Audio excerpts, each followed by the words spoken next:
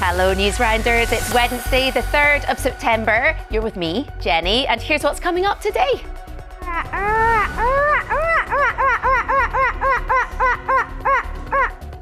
Seagull Boy is back with an exciting new role. And watch to the end to find out what this is all about.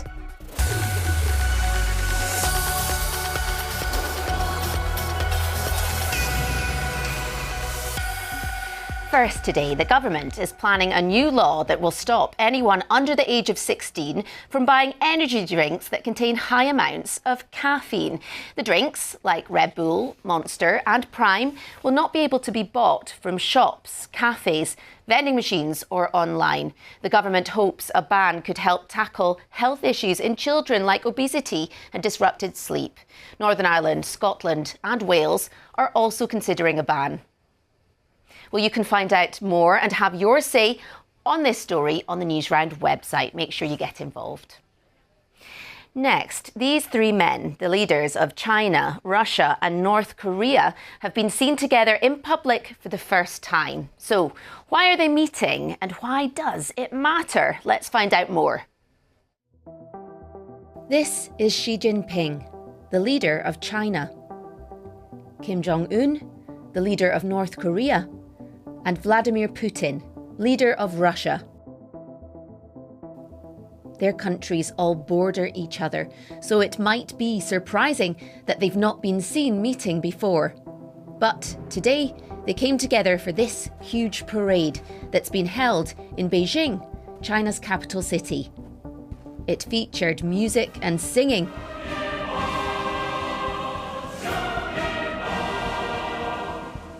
but also a lot of army equipment, including jet fighters and missiles, as well as a speech from Chinese President Xi Jinping.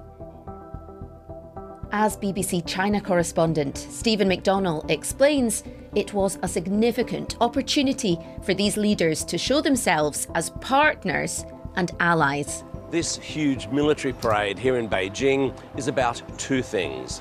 One, celebrating the end of World War II in Asia, and two, allowing China to show off its latest military equipment.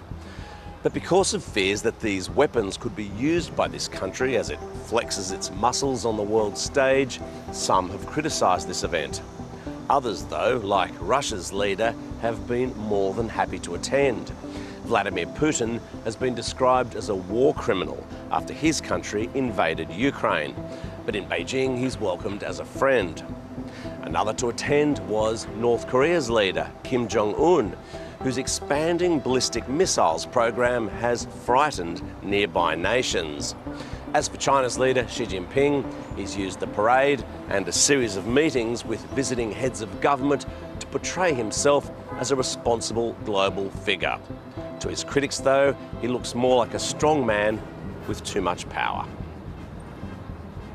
Thanks, Stephen. Now, do you remember 11-year-old Cooper, better known as Seagull Boy, who has the unusual but amazing skill of being able to squawk like a seagull? I love this one. He's won big international screeching competitions, of course, and is now judging a contest in the UK. Let's see how he got on.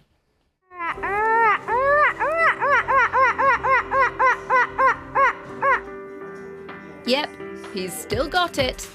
And whatever it is, Cooper knows it when he hears it. So how will the contestants at the first ever Weston Supermare Seagull Screeching Championships measure up? First up, it was time for the adults.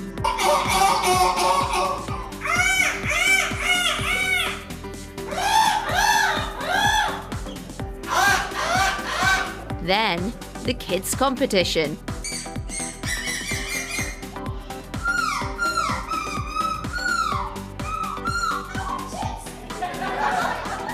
Wow, very impressive. Cooper isn't the only one in his family with a talent for seagull mimicking. Little sister Shelby, also known as Sea Girl, came fourth in the European competition and was on hand to help her brother out, as well as getting to demonstrate her skills.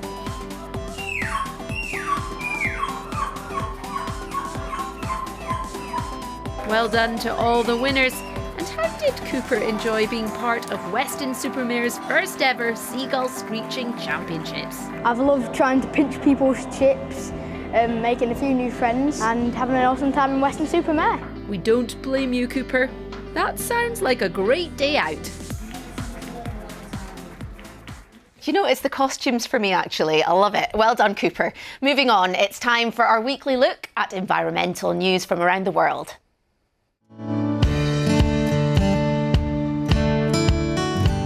This week we're starting right at home in the UK. This is where we find British scientists studying oak trees, which they hope will help in plans to restore woodlands and bring back more wildlife to areas of the countryside.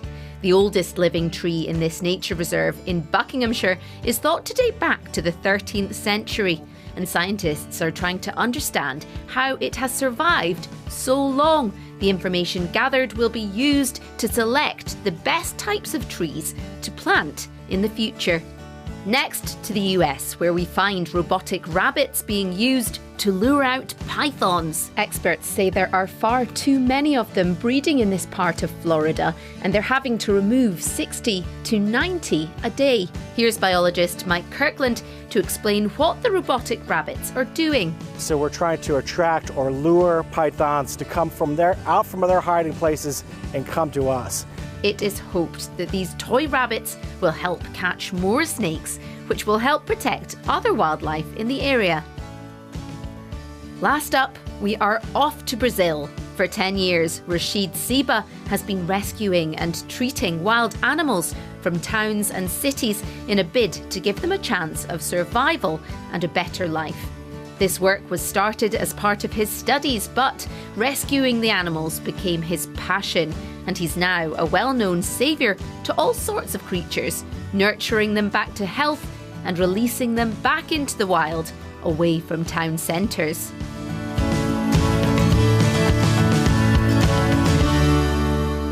Pythons were huge, weren't they? Oh, not a fan. Finally, I'm not sure if this next sport is going to make it into the Olympics anytime soon, but this is slipper kicking, and the finals have just been held in Japan. It's a simple idea. Basically, kick your slipper as far as possible. The record kick stands at 24.5 metres, almost as long as a basketball court. Now, I'm going to give it a go. Are you ready? Wah! Did it. I don't think I would have won though. We're out of time, but if you need more news in your life, remember to head to the Newsround website. Have a great day at school. We'll see you tomorrow morning from 7:40. Goodbye. Off to get my slipper.